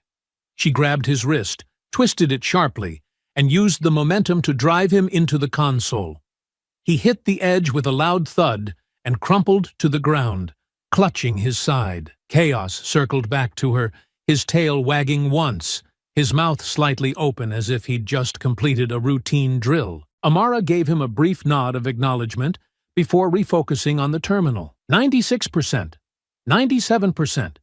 Stay alert, she called to the dogs. Chaos and Mercy moved into defensive positions near the door, their bodies tense, ears forward.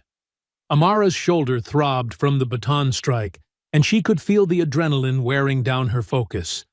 But there was no time to stop, no time to rest. They were so close. Voices echoed down the hall again. She heard someone shouting for backup. A cold bead of sweat ran down her temple as she realized the next wave would be better prepared. This wasn't going to end cleanly. 98%. 99%. The next officers didn't wait. They charged in, weapons raised, barking orders. Amara had only seconds to act. Chaos! Left! Mercy! Right! She shouted. Chaos lunged to the left, knocking one officer off his feet before he could fire. Mercy darted to the right, forcing another to stumble back and lose his aim.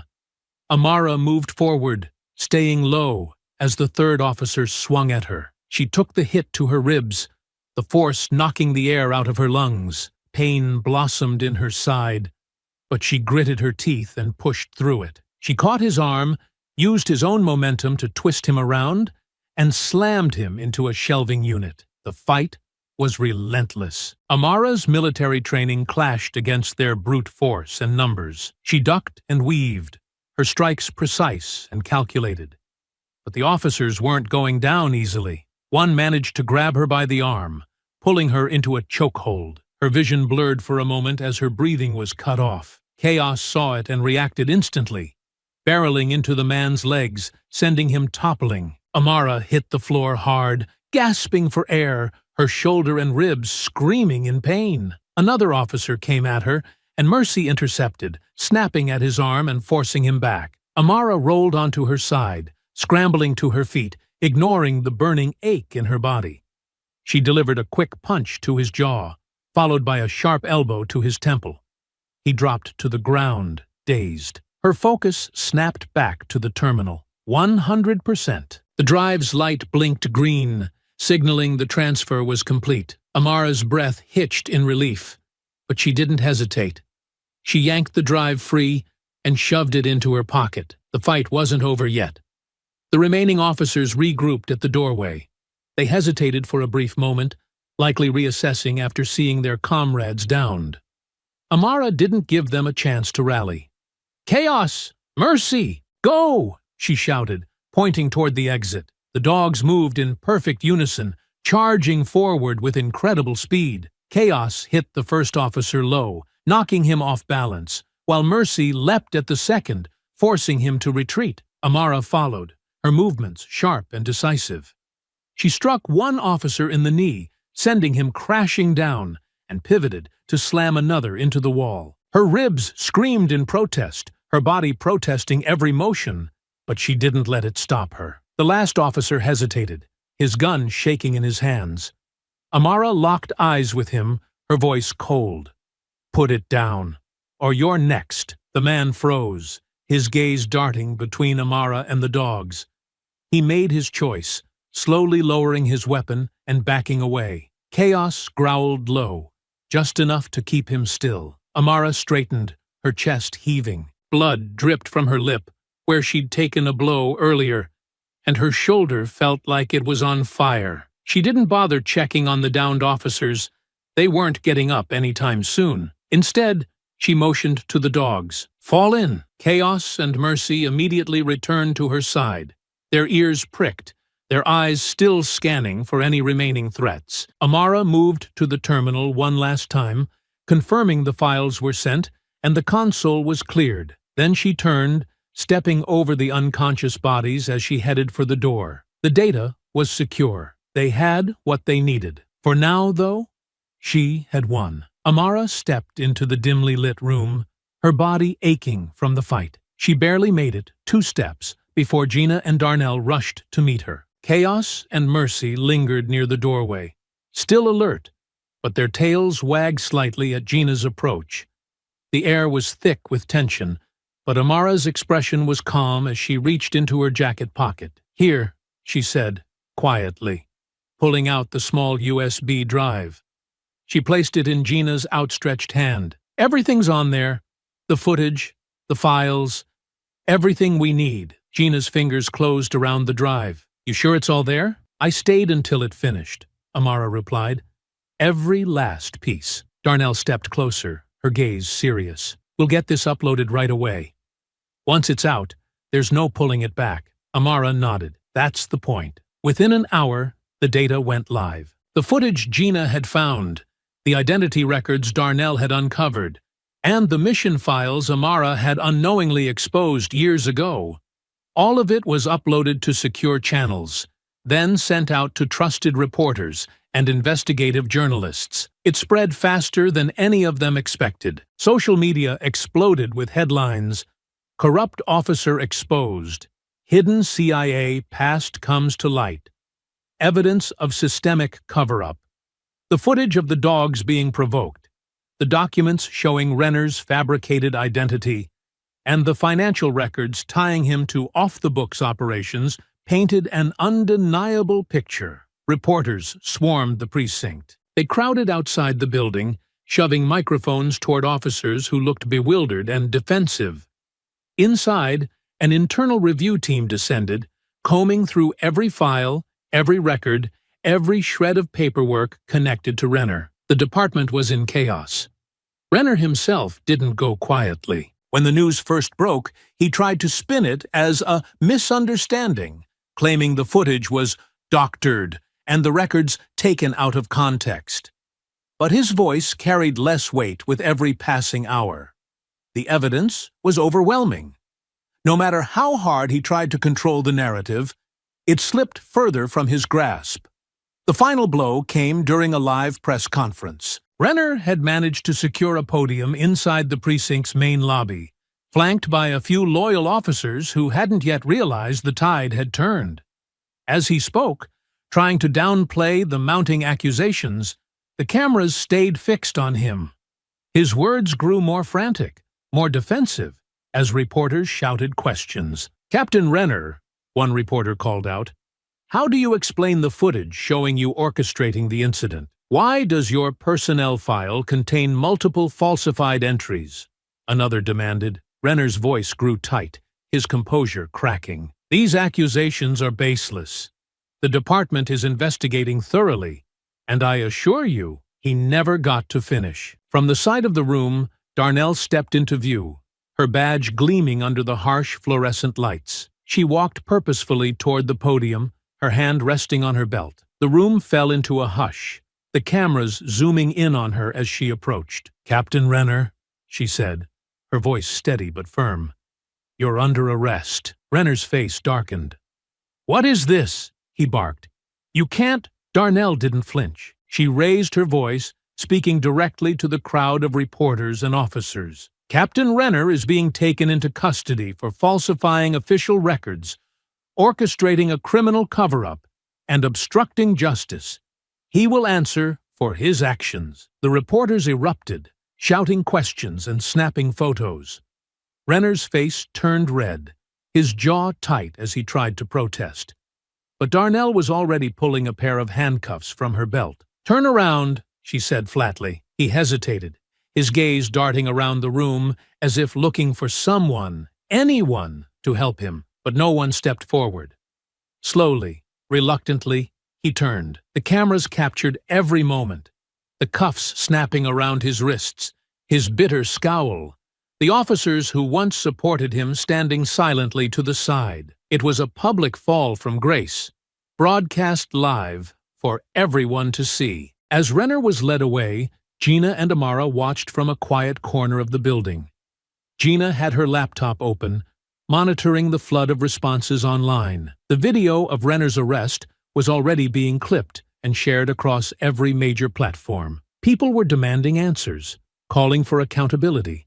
And for once, the department couldn't brush it aside. "That'll stick," Gina said, closing her laptop with a nod. "He can't spin his way out of that one." Amara folded her arms, watching the screen that displayed the press conference feed. "What about the others?" she asked. "Rickson, the officers who helped him cover this up?" "Rickson's already talking," Darnell said as she joined them. When we pulled him in for questioning, he cracked. He admitted everything.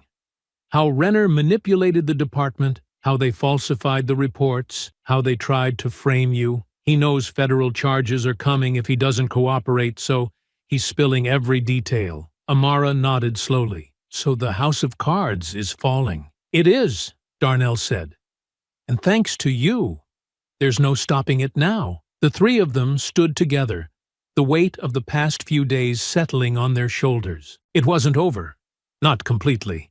But the tide had turned, and the truth was out. A month later, the world outside the courthouse was a swirl of noise and flashing lights. Reporters lined the steps, cameras trained on the grand double doors that led into the public hearing room. Amara approached with Chaos and Mercy at her side, their leashes loosely held in her hands. The dogs, unfazed by the commotion, walked steadily, their tails wagging slightly as the crowd murmured and called out questions.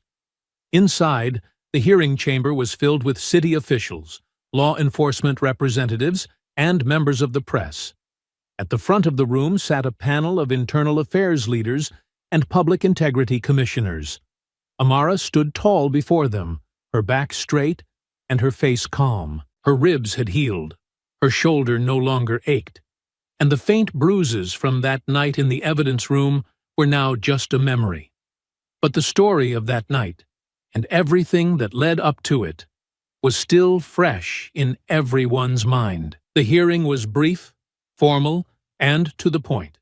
The panel stated that Amara was officially cleared of any wrongdoing. The evidence provided, including the viral footage of Chaos and Mercy defending her, had proven beyond a shadow of a doubt that she had acted in self-defense and in the pursuit of justice. Amara's actions had not only exposed corruption, but had also highlighted the critical need for accountability within the department. Her name was cleared, her record spotless. When the hearing concluded, the crowd outside erupted into a mixture of cheers and rapid-fire questions from the press. Amara stood on the courthouse steps, Chaos and Mercy sitting on either side of her, as she gave a brief statement. "I'm grateful that the truth came to light," she said, her voice steady, carrying easily over the murmurs of the crowd. "My only goal was to ensure that justice was served, and to make sure that no one, citizen or officer, was above the law. I couldn't have done it without the help of my family, my friends, and those who believed in doing what's right." A reporter called out, "What's next for you?" Amara glanced at the dogs, then at the gathered crowd. "A fresh start," she said simply, "and maybe some much-needed rest." Her words carried a weight of finality, but there was also a hint of a smile on her face, a rare, fleeting expression that hinted at hope. Later that evening, Amara sat on a quiet park bench with Gina. Chaos and Mercy played nearby, running through the grass, their tails wagging furiously as they chased each other. The viral footage of their bravery had transformed the public's perception. People who once judged Amara for her military past now saw her as someone who had stood up to corruption. Chaos and Mercy had become minor celebrities in their own right, their courage winning over the hearts of people everywhere. Gina leaned back, watching the dogs. "I still can't believe we made it out of this," she said, her tone a mixture of awe and relief. Amara glanced at her sister. "Neither can I," she admitted. "But you did good, Gina. That drive, the research. You were the key to all of this." Gina looked down at her hands, then back up at Amara. "I know we've had our differences," she said softly, "but I'm proud of you, of everything you've done." Amara didn't respond right away. She let the moment settle, the sounds of the dogs barking in the distance filling the silence. Finally, she turned to Gina. "I'm proud of you, too." It was a simple exchange, but it carried the weight of years of unspoken feelings. The sisters sat together, the tension between them melting away under the glow of the setting sun. A few weeks later, Darnell called Amara to meet at a small cafe near the precinct. It was early morning, the streets still quiet, and Amara arrived with Chaos and Mercy by her side. Darnell was already seated at an outdoor table, sipping a cup of coffee. She looked up as Amara approached, her expression unreadable. Amara took a seat across from her. "What's this about?" she asked. Darnell set her coffee down, folding her hands on the table. "Internal Affairs is making changes," she said. "Big ones. We're restructuring how we identify and deal with corruption. The public fallout from the Renner case made it clear that our old methods weren't enough. We need people who've seen how bad it can get. People who know how to spot the red flags before it's too late." Amara leaned back in her chair, studying Darnell's face. "You want me to help you train them?" "Not just train," Darnell said. "Lead. We need someone with your background, your experience, someone who can teach investigators how to handle these situations without making them worse." Amara let out a slow breath, looking down at the table. "I'm not sure I'm the right person for that," she said quietly. "You're exactly the right person," Darnell countered. "You've been on the other side of it. You know what it's like to have the system fail you, and you know how to fight back. You're the one who brought the truth to light. And, frankly, if you can handle training those dogs of yours to work with the precision they do, you can handle a few IA trainees." Amara allowed herself a faint smile. "They are pretty good, aren't they?" Darnell chuckled. "Damn good. Think about it, Briggs. We could use someone like you." Amara didn't answer right away. She looked out at the street, watching the early morning light spread across the pavement. Chaos and Mercy were lying quietly at her feet, calm and content. The weight of everything she'd been through still lingered, but for the first time in a long time, she felt like there was a path forward. "I'll think about it," she said finally. Darnell nodded. "That's all I'm asking." Amara had been enjoying a rare moment of peace at her small, unassuming house. The evening was quiet, the air heavy with the scent of rain that had passed through earlier. Chaos and Mercy lay sprawled in their usual spots.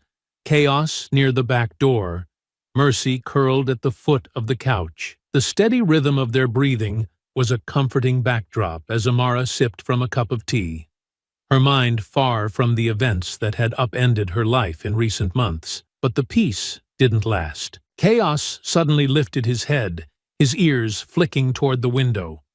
A low rumble vibrated through his chest, not yet a growl but close enough to make Amara lower her cup and set it carefully on the table. Mercy's head shot up next, her eyes snapping to the back door. Her nose twitched, testing the air, and her body shifted into a more alert posture. Amara leaned forward, her movements slow and measured. She trusted her dog's instincts implicitly. They weren't prone to false alarms. Something was outside.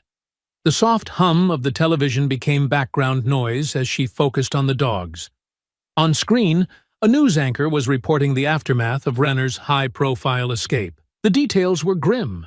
Administrative loopholes, suspiciously timed paperwork, and rumors of well-placed allies who had smoothed his path. It was the kind of story that should have shocked the public.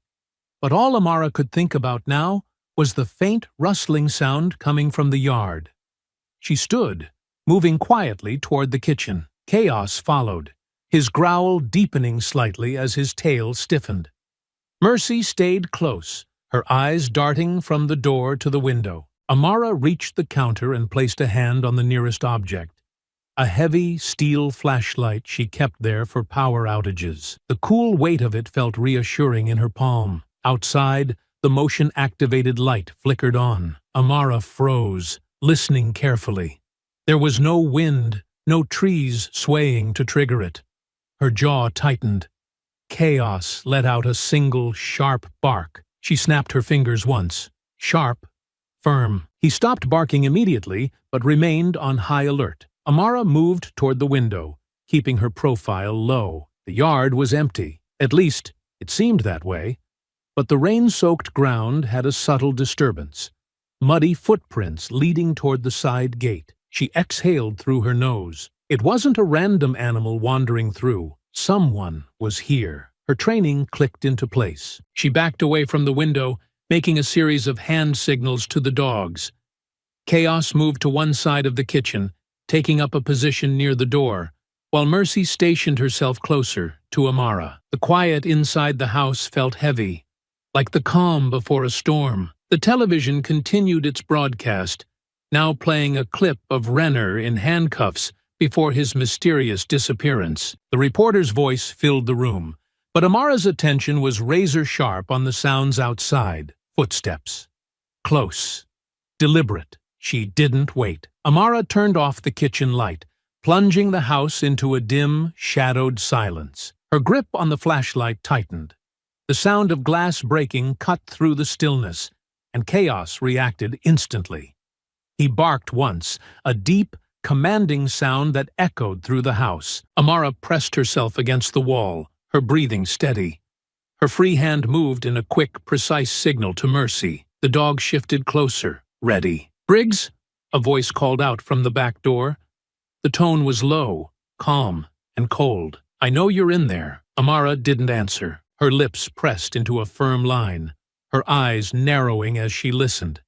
Her lips pressed into a firm line, her eyes narrowing as she listened. The dogs stood ready, their bodies taut, their ears swiveling toward the sound. The footsteps came again, this time inside. Chaos let out another growl, louder now, and Mercy's tail rose like a flag. "You really thought you'd seen the last of me, didn't you?" Renner's voice carried through the house. "After everything you put me through, you thought I'd just fade away?" Amara still didn't respond.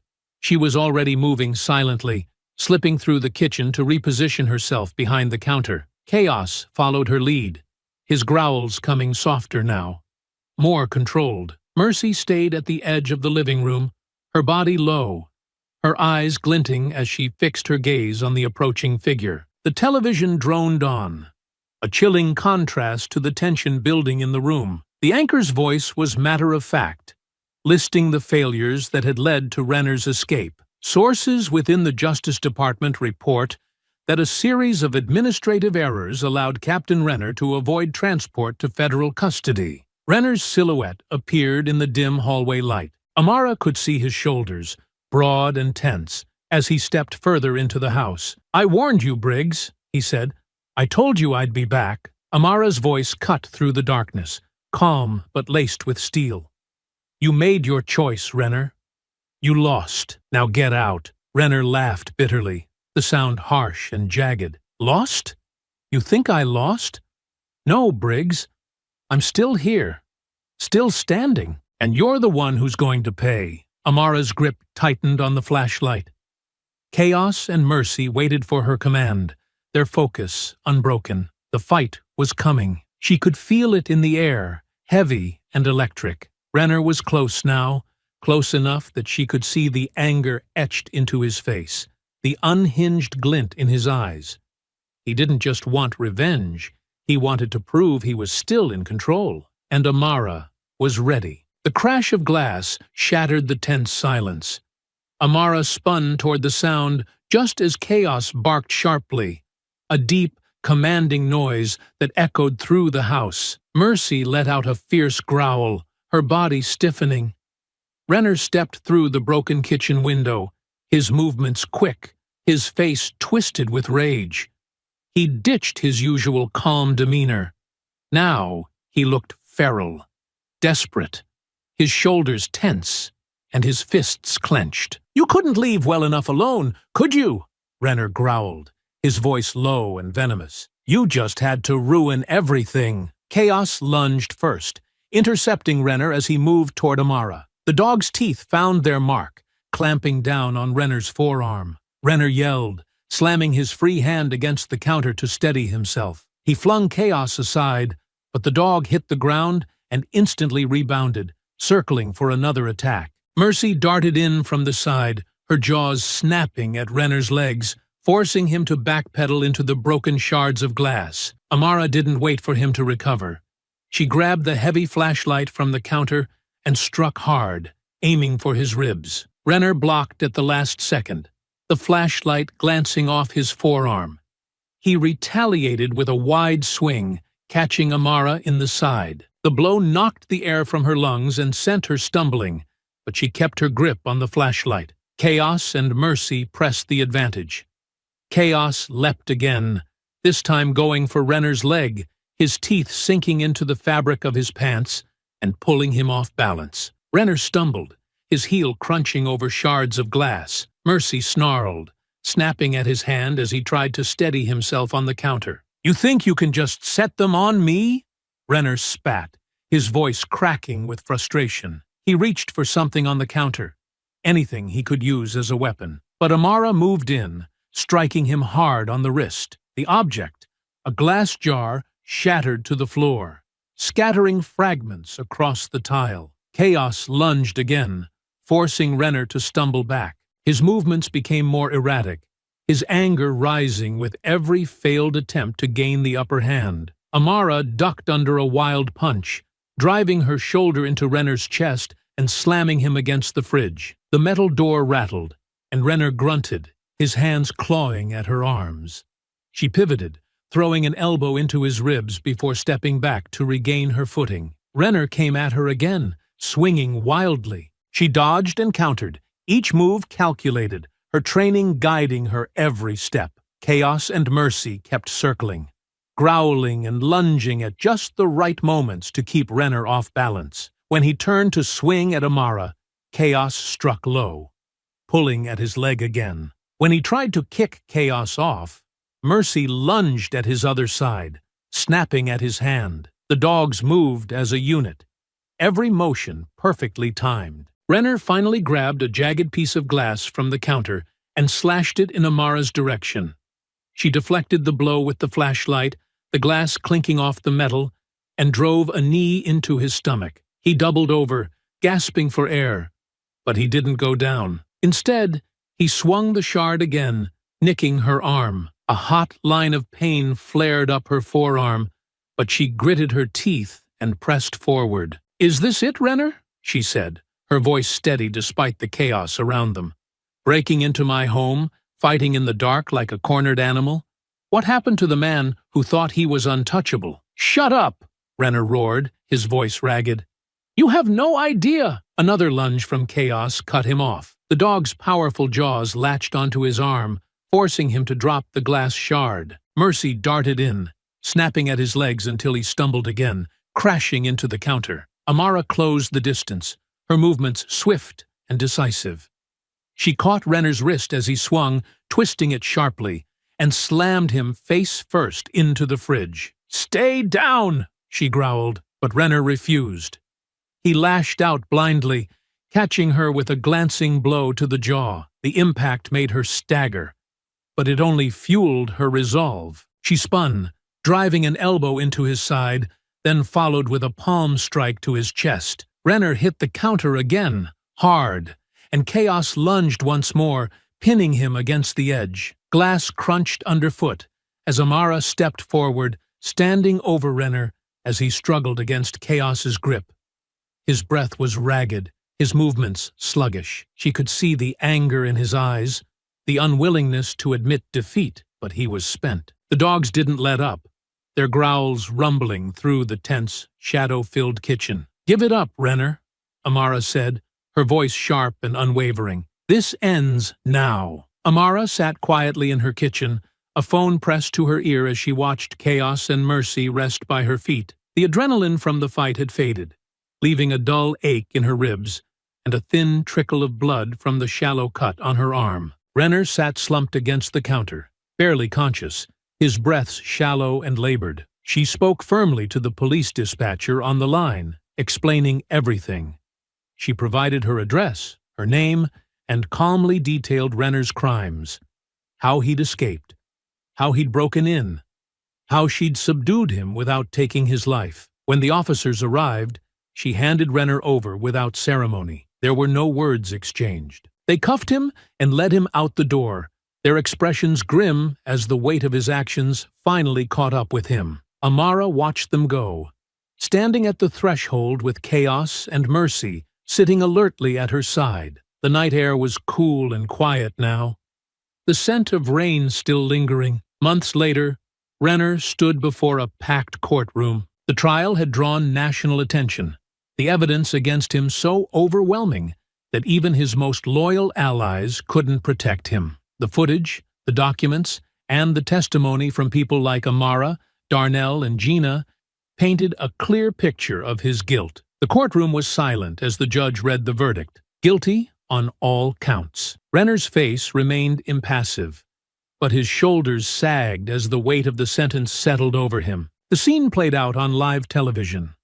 Amara watched from her living room, the glow of the screen illuminating the calm, warm space she'd built for herself. Chaos rested his head on her lap, and Mercy lay curled up at her feet. She didn't feel triumph or satisfaction. She felt relief. It was over. Justice had been served. In the months that followed, Amara quietly stepped away from the life she had known. She left behind the conflicts, the violence, and the chaos, choosing instead to focus on something that brought healing. With Chaos and Mercy at her side, she began training therapy dogs for veterans, men and women who had seen too much and carried invisible scars. The work was fulfilling, a way to help others find peace in the same way she had. Her days were simple, her nights even more so. The dogs slept soundly now, their breaths steady and peaceful. The tension that had once defined their lives was gone.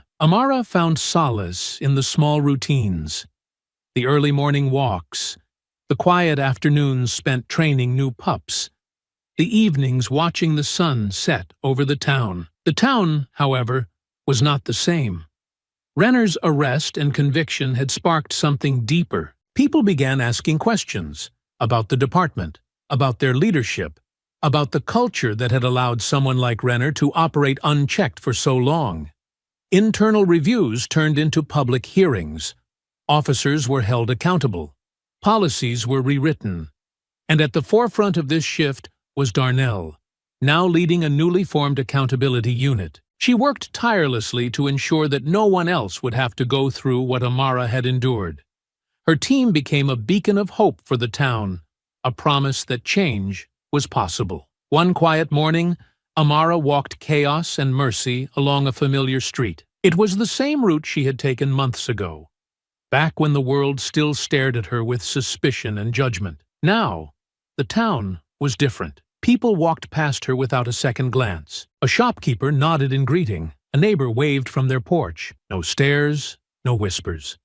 Just peace. Amara smiled faintly, the dogs trotting happily at her side. She had found her place again, not as a soldier, not as a hero, but as someone who had fought for the truth and now lived quietly, contentedly, in the calm she had earned. The town was healing, so was she. And for the first time in a long time, the future felt open, welcoming, and free. I hope you enjoyed that story. Please share it with your friends and subscribe so that you do not miss out on the next one. In the meantime, I have handpicked 2 stories for you that I think you will enjoy. Have a great day.